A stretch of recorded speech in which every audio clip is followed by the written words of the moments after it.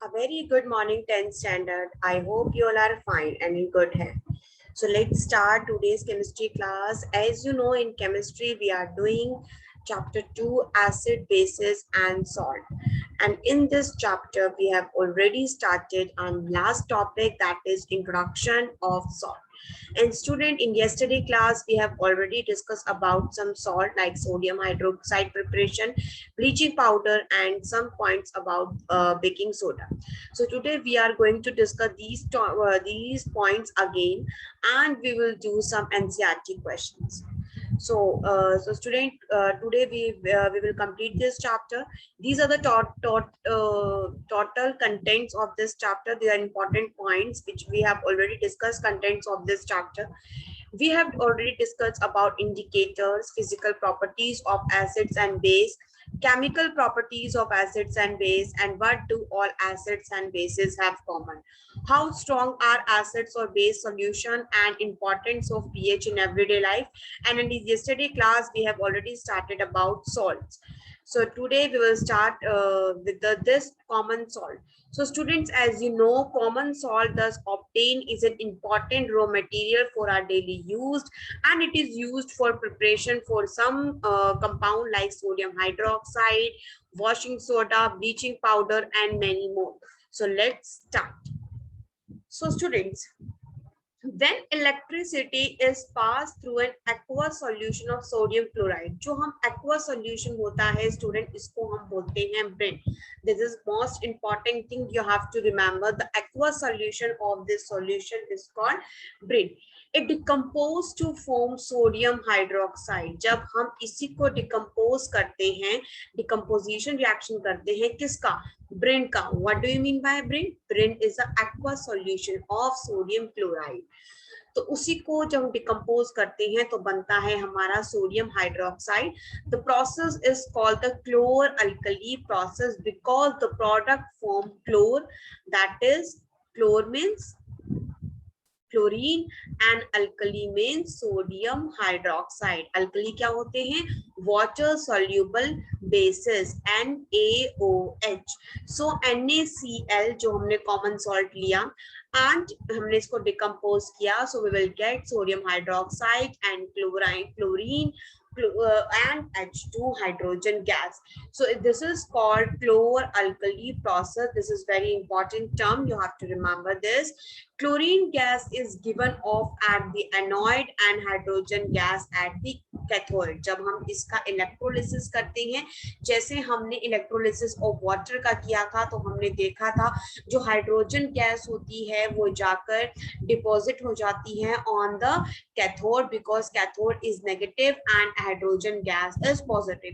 And जो हमारी oxygen gas निकली थी वाटर को जब हमने किया था, then oxygen gas will deposit on the anode. Why? Because oxygen is negative and anode is positive. Same as जब हम सोडियम क्लोराइड का डिकम्पोजिशन करते हैं, तो जब हम सोडियम डिकम्पोजिशन करेंगे तो कैथोड के पास जो हमें गैस मिलेगी that is hydrogen gas, and जो हमें एनोड के पास मिलती है that is chlorine gas. Okay. Sodium hydroxide solution is form near the cathode, और जो हमें सोडियम हाइड्रोक्साइड मिलता है सॉल्यूशन वो हमें कैथोड के आसपास मिलेगा. 3 प्रोडक्ट जो हमें इसमें मिले हैं, sodium hydroxide, chlorine and hydrogen, that's are very useful. Let discuss its preparation. So important जो हमें इंपॉर्टेंट प्रोडक्ट्स मिलते हैं, ये हमारा एक इंस्ट्रूमेंटेशन है जिस तरीके से हम सोडियम हाइड्रोक्साइड की प्रिपरेशन को पढ़ सकते हैं. ये ग्लास वेसल है जिसमें हमने ब्रेन को पहले डिकम्पोज किया. Brain means aqueous solution of sodium chloride, और हमने इसमें डाला, और ये इसमें हमारे 2 इलेक्ट्रोड हैं जैसे कि 1 कैथोड एंड 1 एनोड. ठीक है. अब यहाँ से जो हमारी लिबरेट होएगी that is of chlorine gas, जो कि आप देख सकते हैं that is near to the anode. So chlorine gas chlorine हमारा कहाँ कहाँ यूज होता है? वाटर ट्रीटमेंट में, स्विमिंग पूल्स में, पीवीसी पॉलीविनाइल क्लोराइड बनाने में, डिसइंफेक्टेशन में, एंड क्लोरोफ्लोरोकार्बन्स में, एंड पेस्टिसाइड्स में. यहाँ से जो हमारी गैस लिबरेट होती है that is of hydrogen gas that is near at the cathode, fuels, margarine, ammonia for fertilizers. और जो यहाँ से हमारा सोल्यूशन निकल रहा है जिसमें ब्रेन हमने डाला था that is sodium hydroxide, and sodium hydroxide is strong base and it is used for decreasing metals, soaps and detergents and paper making artificial fibers. So this is the very important preparation for the sodium hydroxide that is prepared from the aqua solution, decomposition of aqua solution of the sodium chloride. Okay, सो आप देख सकते हैं ये glass vessel है, membrane जिसको हम बोल सकते हैं। क्लोरीन गैस हमारी इस तरफ ज्यादा जाने की कोशिश करेगी because of the anode, and hydrogen gas will go towards the cathode. Now this is our next salt that is bleaching powder. So students जहाँ पे हमने पढ़ा कि जो हमें यूजफुल प्रोडक्ट मिले जब हमने सोडियम हाइड्रोक्साइड या एंड सोडियम क्लोराइड को डिकम्पोज किया, so we will get sodium hydroxide, chlorine gas and hydrogen gas. So ये 3 प्रोडक्ट्स भी हमारे लिए आगे दूसरे प्रोडक्ट को बनाने में यूजफुल होते हैं, जैसे कि आप देख सकते हैं। You have already come to know that chlorine is produced during the electrolysis of sodium chloride brine. Yes, of course, this chlorine gas is used for preparation of the manufacturing of the bleaching powder. So you can see when we react slaked lime, that is CaOH twice, calcium hydroxide is a slaked lime, and when we react slaked lime with the chlorine gas, so we will get CaCl2, that is bleaching powder, and H2O. So what are the uses of bleaching powder? For bleaching cotton and nylon in the textile industry, for bleaching wood pulp in paper factories, and for bleaching washed clothes in laundry. यहाँ पे हमारे bleaching powder सबसे ज्यादा use होते हैं। एक oxidising agent की तरह काम करता है। We have already discussed what you mean by oxidizing agents. Oxidizing agents भी होते हैं जो दूसरे को ऑक्सीजन प्रोवाइड करते हैं, उस वजह से वो केमिकल इंडस्ट्री में एज अ ऑक्सीडाइजिंग एजेंट हमारा ब्लीचिंग पाउडर यूज होता है।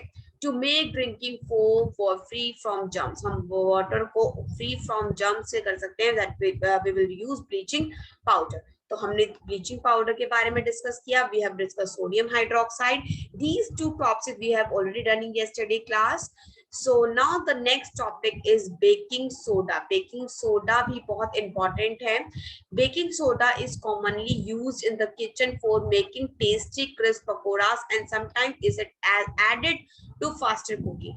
जब हमें किसी में फर्मेंट के लिए काम होता है तो हम बेकिंग सोडा डाल लेते हैं ताकि उसमें भटूरे में, पकोराज में, इन सब में हम बेकिंग सोडा को यूज करते हैं। Basically it is widely used in our kitchen purpose. So what is the chemical name of baking soda? That is sodium hydrogen carbonate. Sodium means Na, hydrogen means H, and carbonate CO3. It is produced using sodium chloride as one of the raw material. ये हमारा produce होता है जिसमें हम sodium chloride को as a raw material use करते हैं। तो आपने देखा, पहले हमने देखा था कि सोडियम क्लोराइड ब्लीचिंग पाउडर में जो हमने क्लोरीन यूज किया था, और जो सोडियम हाइड्रोक्साइड मिला था इसमें भी हमने NaCl यूज किया। अब for manufacturing of baking soda we will also use common salt that is NaCl।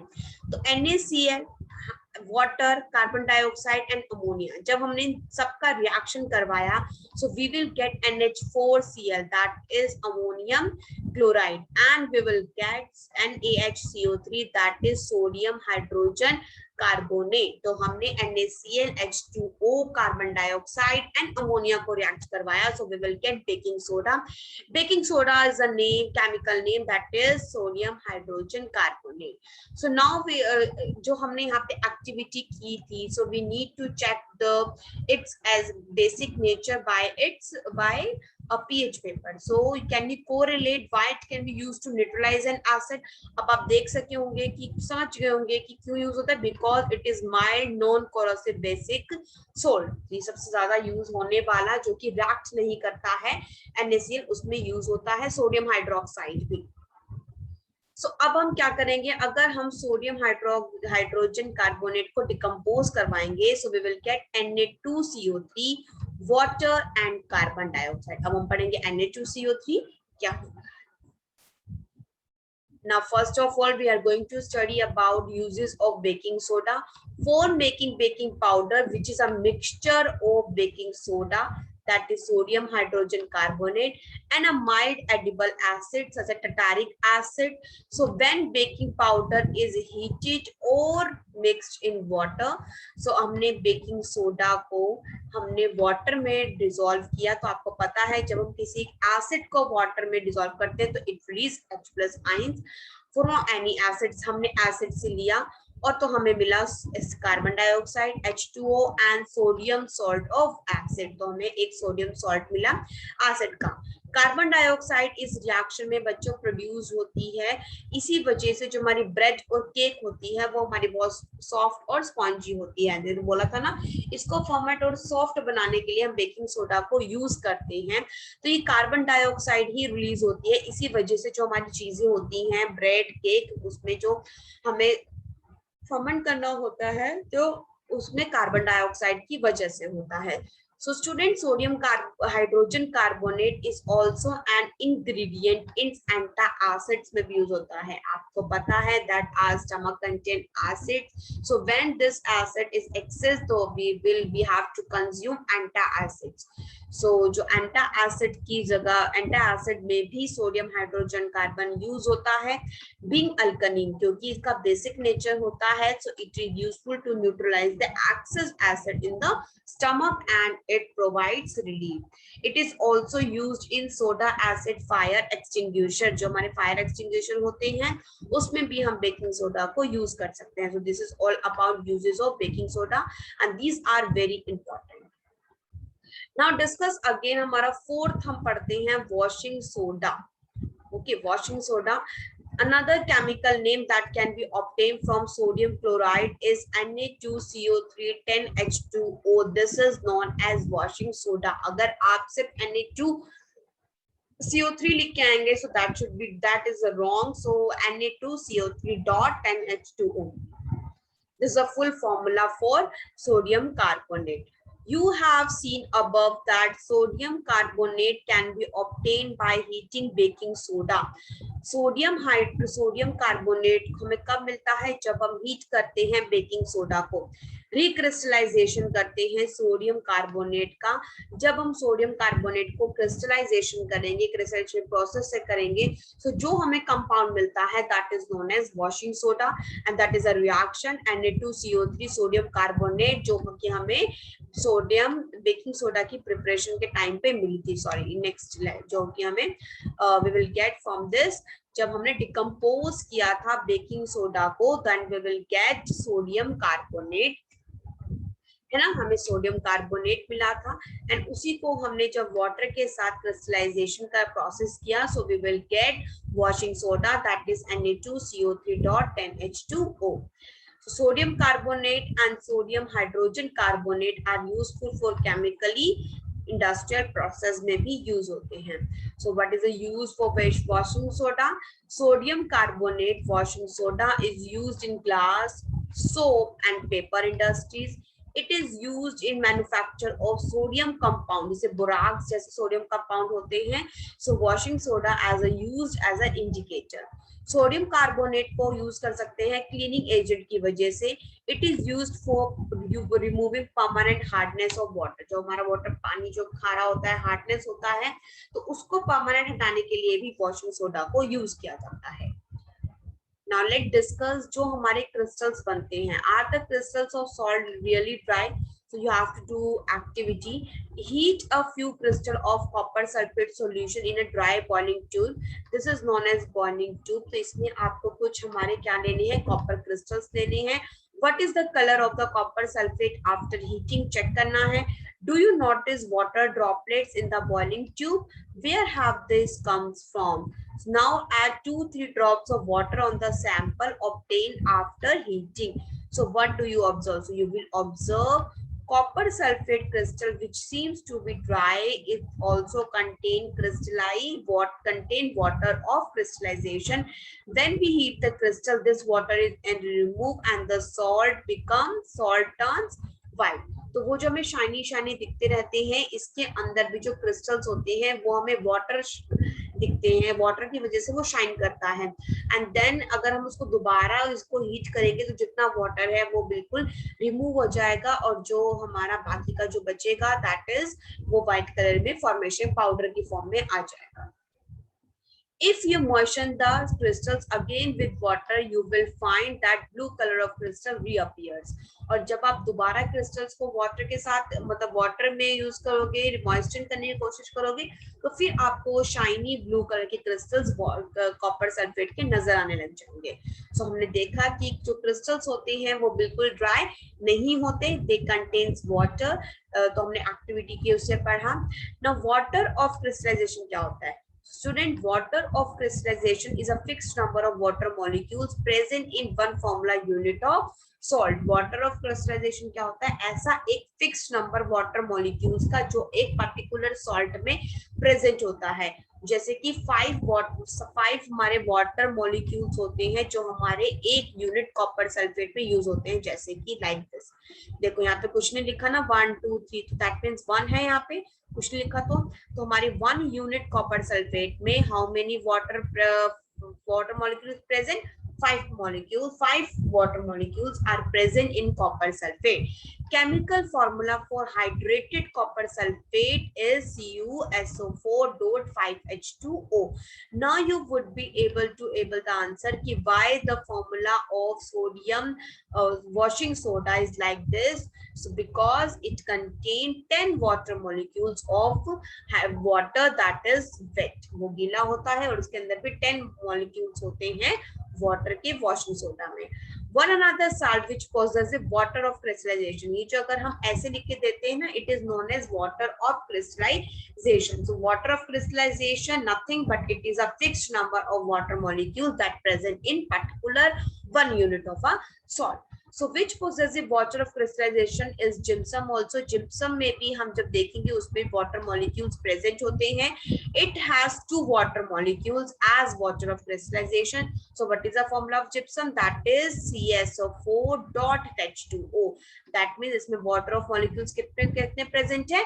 2 present है. जो आपको यहाँ का नहीं देखना है, यहाँ पे देखना है. क्वेश्चन भी आ सकता है, फॉर्मूला लेके पूछा जा सकता है. What is the water of crystallization? So आप बता सकते हैं. You will now able to the answer that gypsum contains 2 more water molecules. Washing soda contains 5, 10, and copper sulfate contain 5 molecules of water. Now plaster of Paris, that is very important term. Student, this is the formula of gypsum, that is calcium sulfate CaSO4.2H2O. Now we are going to heat this gypsum at 373 Kelvin. Now you will able to see that it lose more water molecules and become calcium sulfate hemihydrate. अब हमने इसको फिर से जब हमने इसको heat करा तो हम देखेंगे ऑब्वियसली वाटर जो होगा वो रिमूव होना स्टार्ट हो जाएगा, तो वो हेमीहाइड्रेट हो जाएगा. That means CaSO4 half H2O. तो जब हमारी ये वाली टर्म आ जाएगी, वाटर मॉलिक्यूल हमारा हाफ बन जाएगा, सो इसी को हम बोलेंगे plaster of Paris. Okay, so this is known as plaster of Paris, that is CaSO4 half H2O. So ये हमें कैसे मिला? When we have give heat to the gypsum at 373 Kelvin. The substance which doctor used as plaster for supporting fracture bone in the right position. जो हमारे doctor as a fracture में आपने देखा होगा ना, वो टाइट सा पार्ट जो होता है उसी को यूज करते हैं ताकि जो हमारी बोन है वो बिल्कुल राइट पोजीशन में रहे. तो वो क्या यूज करते हैं? Plaster of Paris, that is CaSO4.5H2O. Plaster of Paris is a white powder, and on mixing with water it changes to gypsum once again, giving a hard solid mass. जब हम plaster of Paris को दोबारा water के साथ react करवाते हैं, अब हम 1.5 मॉलिक्यूल्स लेंगे वाटर के, दोबारा इसको जिप्सम में कन्वर्ट करने के लिए. और जब हम कन्वर्ट करेंगे, हम बाद में देखेंगे इट बिकम हार्ड सॉलिड मास. अभी आपने फ्रैक्चर देखा होगा, काफी सख्त होता है ना, उसका हार्ड होता है, वो इसी वजह से होता है. Note that 1/2 of water molecules is shown to attach as water of crystallization. How can you get half of water molecules? कैसे मिले थे? When we heat the gypsum CaSO4.2H2O because two formula unit present थे और उन्होंने share किया one molecule. Plaster of Paris is used for making toys, material for decoration, and for making surface smooth. Now you have to find out why calcium sulfate hydrate called plaster of Paris. This is your work that you have to find out. Okay, so students, what we have discussed some preparation, manufacturing and uses of some compound, like we have done about sodium hydroxide. Okay, we have done bleaching powder, we have done baking soda, we have done washing soda, we have done why the crystals are the crystal salt really dry, and we have done plaster of Paris, and also we have done the definition what defined water of crystallization. Thank you so much, 10 standard. I hope you all have understood all the points. If you feel any doubt, you can write in the comment and you can message me. Thank you.